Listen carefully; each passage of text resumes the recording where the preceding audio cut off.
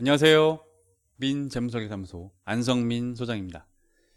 자, 어제 어떤 분께서 저한테 카톡을 하나 보내주셨어요. 어떤 펀드가 수익이 한 16%가량 좀 나고 있는데, 이게 얼마 전까지만 하더라도 25%까지 났던 건데, 지금 16%로 떨어진 것 같아서 좀 수익 났을 때 좀 수익을 실현하고 싶다. 그래서 그때그때마다 좀 팔고 다시 들어갔으면 어떻겠느냐 이런 말씀을 해 주셨어요. 그래서 이제 그분뿐만 아니라 사실 많은 분들께서 이제 비슷한 질문들을 하시다 보니까 그런 것들이 갖고 있는 장단점 혹은 한계 혹은 이론적인 어떤 모순 이런 것들에 대한 이야기를 좀 해보도록 하겠습니다. 자, 일단 어떤 자산의 가격이 1,000원에서 시작해서 쭉 가격이 올랐다고 한번 해서 F까지 움직였다고 가정해 보겠습니다. 이게 뭐 10년 뒤라고 제가 이렇게 연 단위로 표시했는데 요즘 같은 분위기에는 이게 뭐 개월로 바꿔도 될 것 같아요. 뭐 몇 달 만에 뭐 50% 오르고 이런 일들이 있었다 보니까 뭐 이제 사실 일반적인 경우는 아니지만 어쨌건 작년도에 그만큼 많이 올랐죠. 그리고 그런 것들을 겪다 보니까 1년에 한 5%, 10% 사이의 수익이 나는 게 성이 안 찬다 이렇게 말씀하시는 분도 계시는데, 일단 뭐 그건 차치하고 어쨌건 가격이 이제 이렇게 올라갔다고 가정해 볼 때 A에서 B까지 오르고 C까지 떨어졌다가 D까지 다시 오르고 E까지 한번 조정을 받고 다시 이제 F까지 복구되는 이런 과정의 흐름입니다. 자, 우리가 가장 좋은 케이스는 뭐예요? A일 때 사서 B일 때 팔고, 그죠? 요거 제가 한번 펜 나와라. 요때 어딨어? 요때 팔고, 그죠? 이익을 실현하는 거죠. 그리고 C일 때 다시 들어가서 얘가 D만큼 올랐을 때 대박이죠. 엄청 큰 수익을 얻고, 그리고 팔고 나와서 요때 들어가서 F에 그러면 뭐 몇 배 수익이죠. 그렇죠? 이때 30% 수익. 이때 얼마예요? 이게 1,100원이 1,600원, 500원 올랐으니까 약 한 40% 이상 수익 났죠. 그리고 얘도 1,200원에서 1,400원까지 갔으니 200이 올랐으니까 얼마가 오른 거예요? 6분의 1 올랐잖아요. 이런 식으로 수익 났으면 이건 뭐 2배 이상 올랐겠죠, 당연히. 자산 가격은 40%가 올랐지만 이렇게 투자했다면은 이미 200% 이상 수익을 냈을 100% 그죠? 누적 수익률 100% 이상 수익을 냈을 거란 말이죠. 그런데 이제 이게 어렵죠. 많이 어렵죠. 저는 감히 말씀드릴 건데 불가능하다라고도 말씀을 드립니다. 그래서 증시경언이 이런 말이 있죠. 무릎에서 사서 어깨에서 팔아라, 이런 말이 있어요. 왜? 어디가 바닥인지 모르고 어디가 발인지 모르고 어디가 머리인지 모르니까 가장 쌀 때를 찾지 말고 적당한 가격에 사서 적당한 가격에 팔아라, 이런 얘기가 있는 건데, 이거 역시 발이 어디고 머리가 어딘지 모르는 것과 똑같이, 그 발이 어딘지 모르고 머리가 어딘지는 모르는데 무릎과 어깨는 알겠습니까? 네, 몰라요. 어차피 몰라요. 모르는 거 똑같다는 얘기죠. 그러니까 B일 때 파는 게 제일 이상적이지만 소문자 B일 때 팔아도 나쁘지 않다. 그죠? 그리고 C일 때 사는 게 제일 좋지만 대문자 소문자 C일 때 이미 반등한 다음에 확인하고 사는 것도 좋다, 이런 얘기인 거예요. 그리고 가장 최고점에 팔 수 없으니 근처에 갔을 때 다시 팔고 최저점을 지나서 다시 반등할 때 다시 사고, 이렇게만 해도 굉장한 수익을 얻을 수 있다라는 게 바로 이제 무릎에서 사서 어깨에서 팔아라, 이런 뜻인데, 마찬가지로 그죠? 어디가 뭐 소문자 B가 어디고 C가 어딘지 몰라요. 자, 이거 보겠습니다. 자, 투자를 했어요. 쭉 오릅니다. 예. 이때쯤 되면은 오르네, 신기해요. 근데 이때쯤 되잖아요. 그러면 이제 벌써 후회가 밀려옵니다. 왜? 더 할 걸. 이때 왜 요거만 했지 내가? 더 할 걸. 그래서 어떻게 해요? 이때 이론적으로는 어때요? 빼야 되는데, 그죠? 어깨니까, 그죠? 근데 어때요? 더 들어가요. 네. 오르는 거 확인했거든요. 그리고 이때쯤 되면 어떤 뉴스들이 나와요?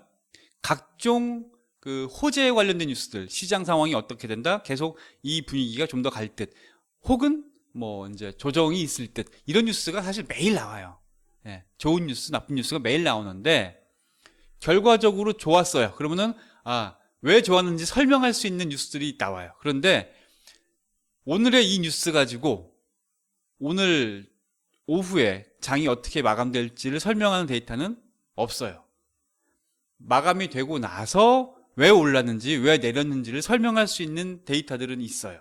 이러이러해서 이러이러한 호재임에도 불구하고 이런 악재가 겹치면서 내려갔다. 반대의 경우도 있겠고요. 결국 지나봐야 알 수 있다는 얘기입니다. B가 고점이었구나라는 걸 지나봐야 알 수 있는데, 그래서 이때 더 들어가면 더 들어갔지 빼기가 쉽지 않더라는 얘기입니다. 욕심이 이때는 막 생기거든요. 예. 게다가 뭐 적금 만기가 됐는데 다시 재해체하러 갔더니 이자가 뭐 특판 예금인데 2%래. 뭐 이러니까 만족이 안 되는 거죠. 그래서 더 늦다 보니 고점이 지났어요. 만약에 이때 용캡 뺐다고 치겠습니다. 예. 이익을 실현했죠. 그럼 어떻게 해요? 이 돈 어떻게 해요?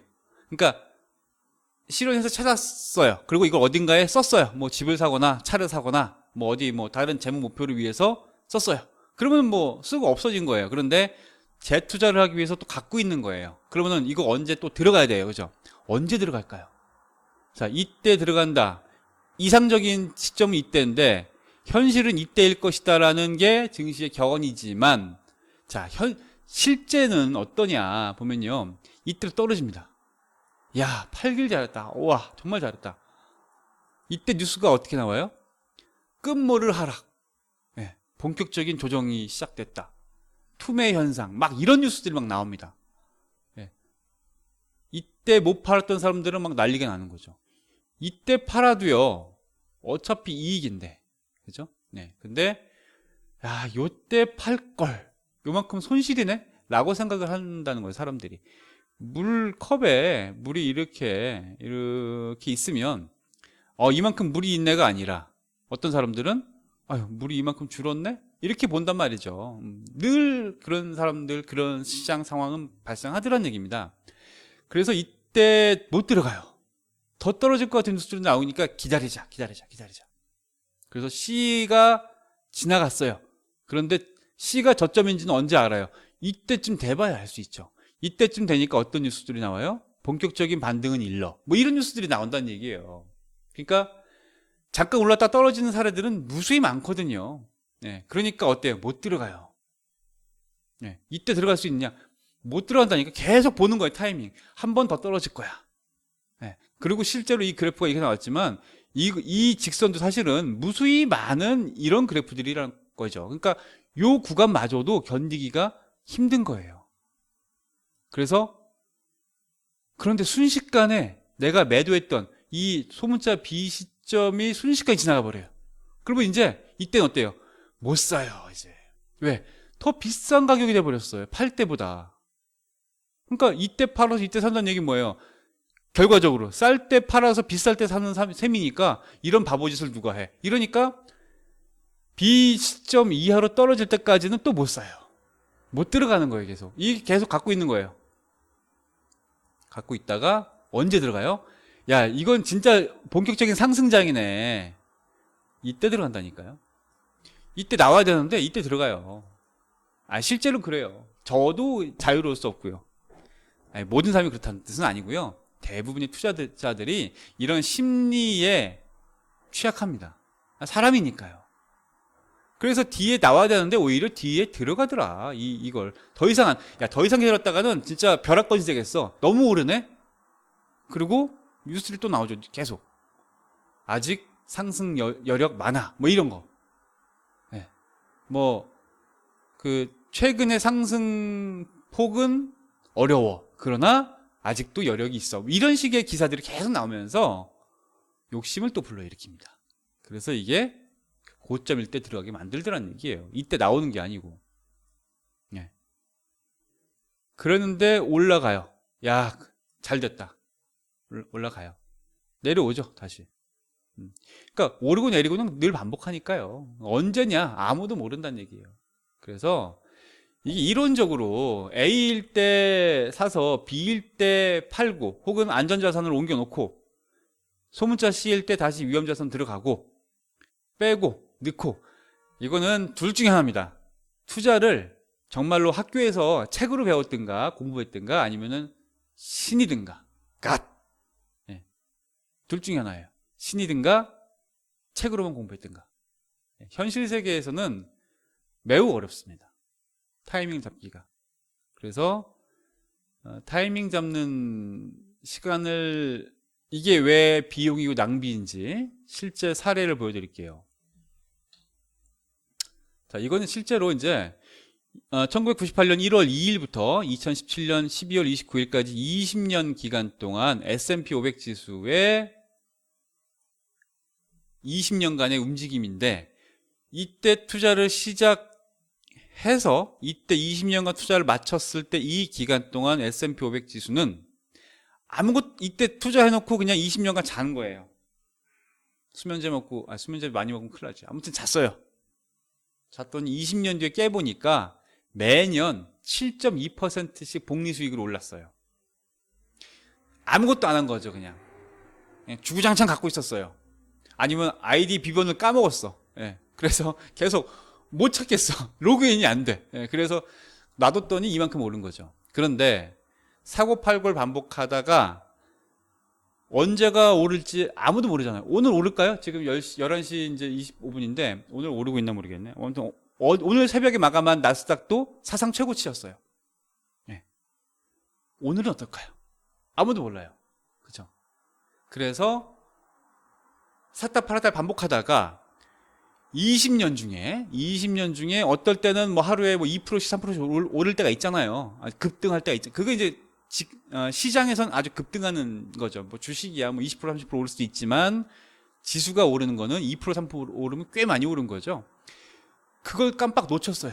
아이고 오늘 샀어야 되는데 회의 들어갔다 오니까 아이고 오늘 장 마감했는데 2% 올랐대. 오늘 못 산 거죠. 네. 아니면은 운전 중이야. 그래서 아니 여러 가지 이유로. 네. 그런 이유로 왜냐면 우리는 하루 종일 모니터를 바라보고 있는 사람들이 아니니까요. 본업이 있고 생업이 있는 사람들이니까. 저를 포함해서 그렇죠. 다. 그래서 열흘을 놓쳤어요. 그 최고 수익 2년의 기간 동안 최고 수익 났던 날 열흘을 놓쳤어요. 못 들어갔어요. 그랬더니 2년간의 연평균 수익이 3.5%로 절반 이하로 줄더라. 이거예요. 20일을 놓쳤더니 거의 정기예금도 보다 못한 성과를 내더라. 20년 동안 20년이면 얼마입니까? 3,650, 7,200일, 거의 7,300일가량의 투자 기간 동안 수익 잘 났던 20일을 내가 시장에 빠져있는 그 사이, 그랬더니 연평균 1.1%였더라. 30일을 빠져있었더니 원금도 안 되더라. 이거는 비용과, 그러니까 수수료와 세금을 무시했을 때의 순수한 아마 그렇게 보입니다. 이거는. 네. 배당까지 포함된지 그것까지 모르겠어요. 제가. 아무튼 열흘 놓쳤을 때 반토막. 그죠? 네. 20일 놓쳤을 때 거의 예금보다 못한 수준. 30일을 놓치면 원금 손실인 거예요. 이럴 자신 있을까요? 세상에 누구도 이걸 맞출 수 있는 사람은 없고요. 어떤 기술과 어떤 도구도 없습니다. 그렇죠? 네, 어떤 마법 공식도 없더란 얘기입니다. 결국 샀다 팔았다는 실제로 거래 비용과 세금이 발생하기 때문에 사실 더 내려가기도 하겠지만 이런 시장에서 빠져나와 있는 기간 동안에 결국은 수익을 갉아먹는 비용인 셈이더라. 그래서 타이밍이 사실은 몇 번 맞았을 수는 있겠지만 조금 심하게 말씀드리면 운이 좋았다. 네, 그렇게 말씀드리고요. 물론 모멘텀 투자라는 게 있고 또 이게 뭐 옳고 그름의 문제는 아닙니다. 제가 지금 말씀드린 거는 제가 제 고객분들께 자문 드리는 원칙을 말씀드린 거예요. 제 원칙인 것이지 뭐 이게 맞습니다. 다들 이렇게 해야 됩니다. 라고 강요할 건 아니고 강요할 자격도 없고요. 강요할 수도 없겠죠. 예.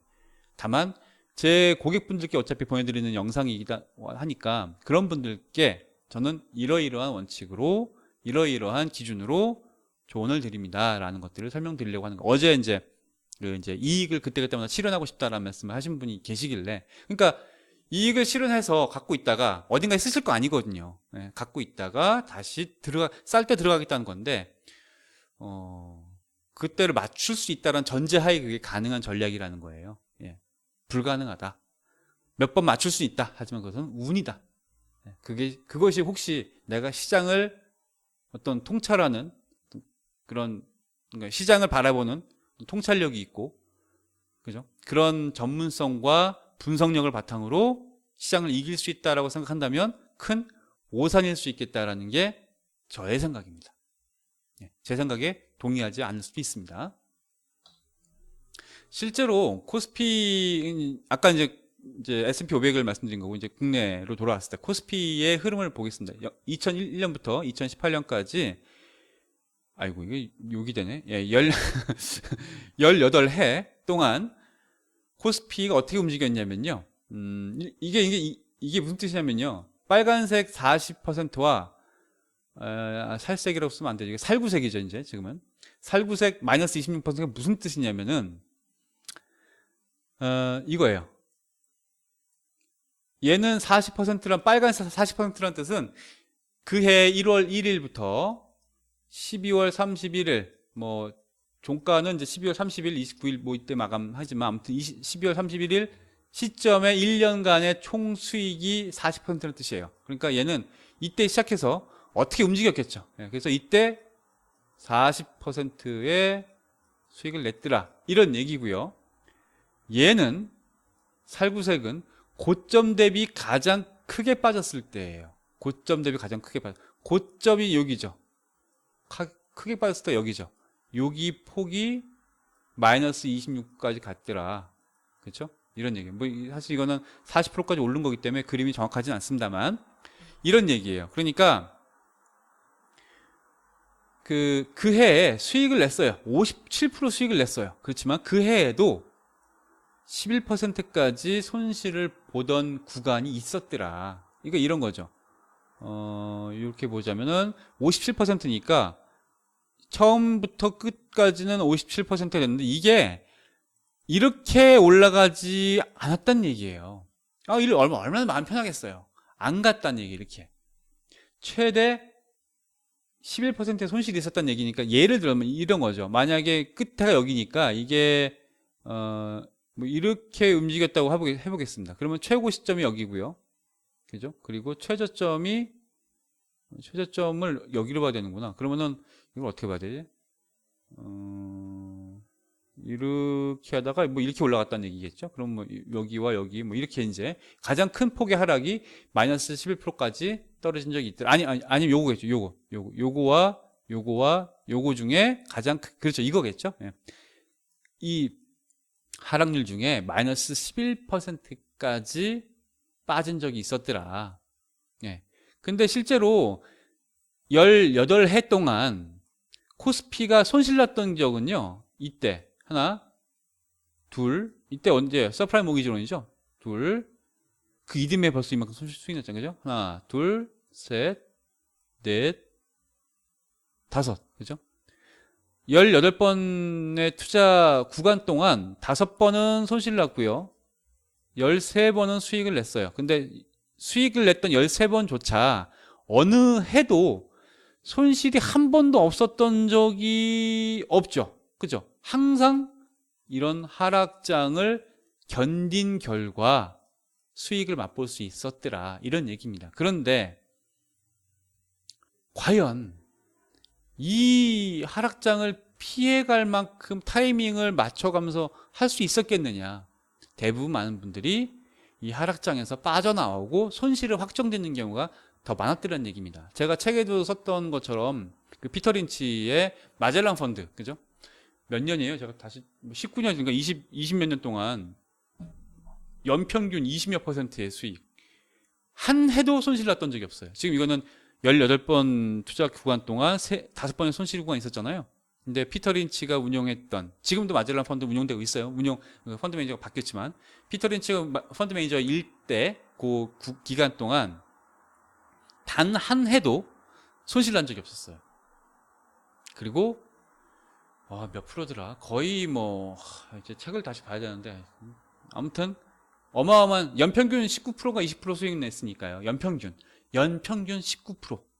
그러면은 그거 투자한 사람들은 다 대박을 맛봤을 겁니다만 사실은 현실은 절반 이상이 원금도 못 건졌다는 거예요. 절반 이상이. 왜? 아까 말씀드렸다시피 이 그냥 이렇게 오르는 게 아니란 말이죠. 이것도 이렇게 무수히 많은 등락을 거치면서 움직였을 텐데 이때 사람들이 빠지는 거예요. 아우 손실없는 재미없네. 예, 왜? 내가 이것만 투자하고 이것만 바라보는 게 아니라 이거 투자하고 또 이렇게 관심 있게 보는 종목들이나 지표가 있잖아요. 얘가 빠지고 있는데 얘가 오르고 있어. 그럼 마음이 어때요? 이거죠. 시험 못 봤는데 나만 못 본 것 같아. 그때가 제일 힘들어요. 다 못 봤어. 그러면 위로가 되죠. 시험이 어려웠구나. 나만 못 본 게 아니네. 근데 그죠? 내가 평균 점수를 보다 못 봤어요.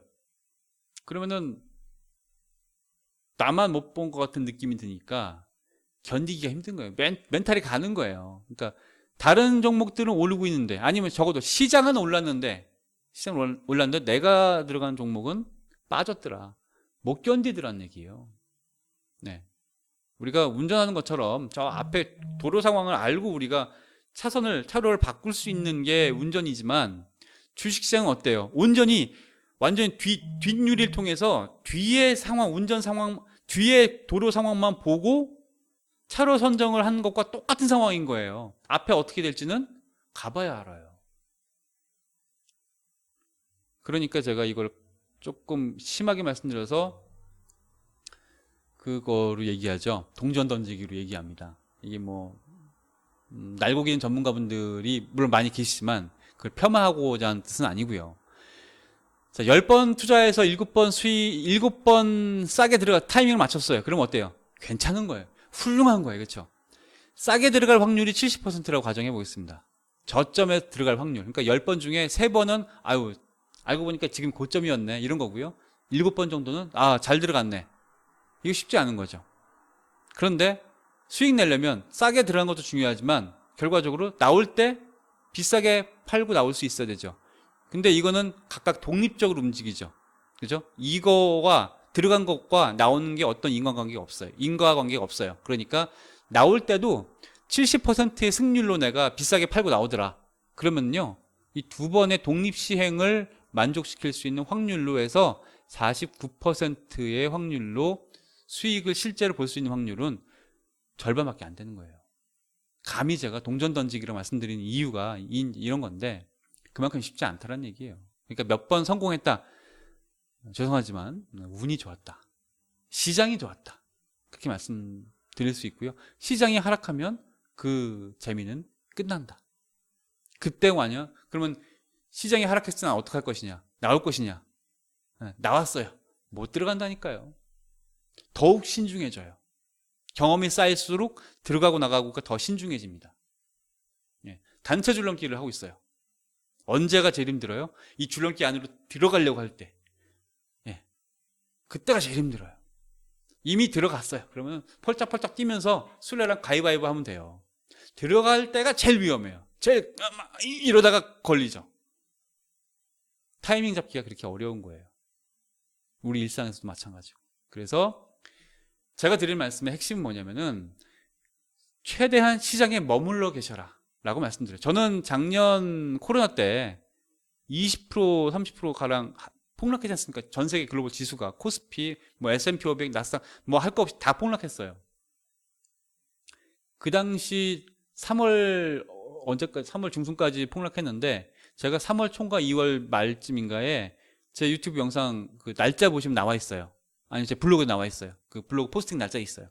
아무것도 하지 마십시오 라고 말씀드렸어요. 지금 우리가 해야 할 것은 본업에 충실할 때다. 지금의 시장이 하락하는 것은 비정상적인 투매와 매도가 또 하락을 만들고 하락이 다시 매도의 어떤 프로그램을 만들기 때문에 지금 매도하는 거는 하지 마셔라 라고 말씀드렸어요. 어느 분에게도 다 모든 제 고객분들에게 결과적으로 그 어느 때보다 빨리 회복했어요. 결과적이에요. 저도 역시 그 당시에 저는 태어났겠습니까? 얼마나 저도 와, 이게 이렇게 떨어지다니. 저도 미친 줄 알았죠. 예. 하지만 더 떨어지기 전에 빨리 팔자라는 판단을 내리는 건 아니라고 생각을 했어요. 예. 다행히도 다 회복이 됐죠. 다행이죠. 예. 앞으로 또 그럴 것이죠. 앞으로 또 그런 폭락은 올 겁니다. 피할 수 있을까요? 못 피합니다. 시장을 계속 보는데 못 피합니다. 네. 순식간에 떨어지고요. 순식간에 하다가 다시 회복돼요. 못 들어갑니다. 그래서 최대한 시장에 머물러 계셔라. 펀드 변경 아니면 포트폴리오 변경 쉽지 않아요. 네. 변경이라는 것 자체가 타이밍을 어느 정도 맞출 수 있다라는, 아니면 지금의 흐름이 어떻게 된다는 것을 읽을 수 있다는 얘기인데, 그 읽는 것과 주가의 움직임은 또 다르게 움직여요. 보세요. 주가가 다 회복됐어요. 작년에 뭐 안 오른 게 없어요. 경기가 나아졌나요? 왜 올랐죠? 네, 돈 풀어서 올랐죠. 그죠? 예. 그럼 앞으로는 어떨까요? 모른다니까요. 그러니까 경기와, 실물 경기와 경제의 움직임과 주가의 움직임은 근본적으로 다릅니다. 경제가 나아진 게 없어요. 언제부터? 이 서프라임 모기지론 때부터 지금까지 어느 국가도 돈 풀어서 위기를 탈출했다는 것을 입증할 수 있는 데이터가 없어요. 계속 풀어온 거예요. 아직도 해결이 안 됐어요. 예. 연준, 뭐 한국은행 모르기 마찬가지라는 얘기예요. 예. 그러니까 모르는 거에 투자하는 거예요. 타이밍, 앞으로 될지. 그렇기 때문에 그러면 언제 사고 언제 팔라는 얘기냐? 네가 얘기하는 타이밍의 그 시점은 뭐야? 제가 말씀드리는 매도 타이밍은 재무 목표에 가까워졌을 때예요. 네. 물론 내년쯤 집 살려고 해요. 그래서 내년쯤 이제 팔 거예요. 아니, 내년쯤 회수할 거예요. 그러면 이제 한 6개월에서 1년 전쯤에 안전자산으로 옮기려고 합니다. 그런데 그때 갑자기 폭락했어요. 네. 그러면 어쩔 수 없어요. 이게 어쩔 수 없어요가 그냥 무책임한 말씀으로 드리는 게 아니라, 그럴 수도 있어요. 그 감수합니다. 어쩔 수 없습니다. 그것도 진짜. 그런데 그때조차도 오늘 팔까 내일 팔까, 오늘 오르네, 좀 더 있을까, 이런 고민을 하더란 얘기입니다. 예. 자유로울 수 없어요. 저 역시도. 그래서 그 원칙이 없으면 계속 흔들릴 수밖에 없어요. 재무 목표에 가까울수록 위험자산 비중을 낮추자. 지금 상승장인데 그래도 더 들어가기는 부담스러운 거죠. 이게 어려워요, 사실. 예, 말처럼 쉽지 않습니다. 하지만 그 원칙으로 계속 조언을 드리고 있습니다. 자, 그러면 어제 말씀하셨던 그분께서 24까지 갔다가, 그죠? 24%까지 갔다가 지금 16%예요 라고 말씀하셨던 그 펀드가 어땠느냐? 요거 제 계좌예요. 제 펀드 계좌고요. 2017년 12월 말에 가입했습니다. 이때 어떤 이슈가 있었어요? 해외 펀드 비과세, 그죠? 3천만 원까지. 그래서 제가 금액까지 말씀드리긴 그렇지만 아무튼 제 계좌예요. 직접 열어드린 겁니다. 이거 어제 기준으로 조회한 거예요. 120, 어제 그리고 그분이 말씀하셨던 그 펀드가 요겁니다. P 모시기. 예, 뭐 P 모시기는 봐도 아시겠죠? 예. 미 모시기, 한 모시기, A 모시기, 뭐 딱 첫 글자만 봐도 아시겠죠? 운용사 이름이 K 모시기 딱 보이죠? K는 두 가지구나. K 아니 K 그죠? 아무튼 딱 보면 알만한 운용사에서 만든 펀드들의 누적 수익률입니다. 2017년 12월이니까 18, 19, 20, 21년. 올해 12월 28일이면 만 4년이죠. 그러니까 지금 3년 9개월째 접어들었죠. 3년 9개월째 접어들었는데 이 정도의 수익이면 뭐 이거 절대로 자랑하려는 뜻을 말씀드리는 게 아니라 대단하다는 뜻을 말씀드리는 것도 아니에요. 뭐 주식 3년이 뭐야? 3개월 동안에 이렇게 나올 수 있는데, 그죠? 네. 그러니까 뭐와 비교해서 잘났다 이런 뜻을 말씀드리는 게 아니라 속칭 말하는 그 존버. 전 존버는 아닙니다. 예. 이건 제가 뭐 할 돈이에요? 제 아이들 학자금, 그리고 저희 노후자금이에요. 아직 그 시기가 도래하지 않았고, 그 시기가 당분간은 뭐 보시다시피 아직은 좀 젊은 편이라 당장 안전자산 혹은 변동성이 낮은 자산으로 옮겨 탈 필요성 못 느낀 거예요. 많이 올랐죠. 빼고 싶죠. 사실 빼고 싶어요. 근데 그러다가 확 떨어져서 이게 만약 80%까지 떨어졌어요. 이 중에 뭐였더라 이게? 얘 아니면은 얘네. 요거 너무 이름이 너무 노출됐네. 요게요. 요거 한 2달 전까지만 하더라도 요거 한 60%대 중반까지 올랐던 거예요. 10% 이상 갑자기 확 떨어졌어요. 올해만 2번 이랬어요. 네. 신경 안 써요. 당장 쓸 게 아니니까. 저희 재무 목표가 아직 도래하지 않았기 때문에. 다만 어떤 포트폴리오 바꿀 수 있느냐?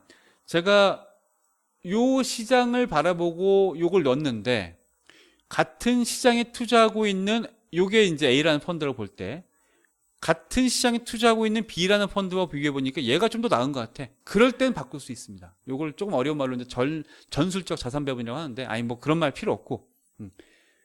그러니까 얘가 이익 나면 실현하고 손실 나면은 팔아치우고.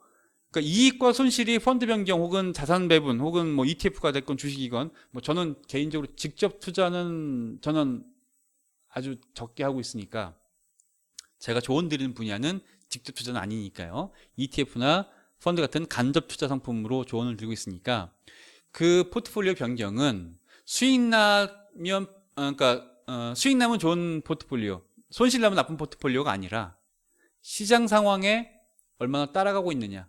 시장이 올랐으면 얘도 같이 올라주면 운용을 잘하고 있는 거고 시장이 내렸는데도 올라줬으면 더 좋긴 하겠지만 사실 시장이 내렸는데 오른다는 건요 이거는 이론적으로는 가능할 수 있어도 이거는 매우 힘듭니다. 다만 이만큼 내렸을 때 얼마나 좀 덜 내렸느냐를 보는 게 이게 선방한 거다로 보는 거지. 난 시장이 내렸을 때도 올라주는 올라주는 자산이 있으면 좋겠어. 이런 얘기는 시장이 오를 때 내 자산이 내려갈 수도 있다는 것을 또 받아들여야 돼요.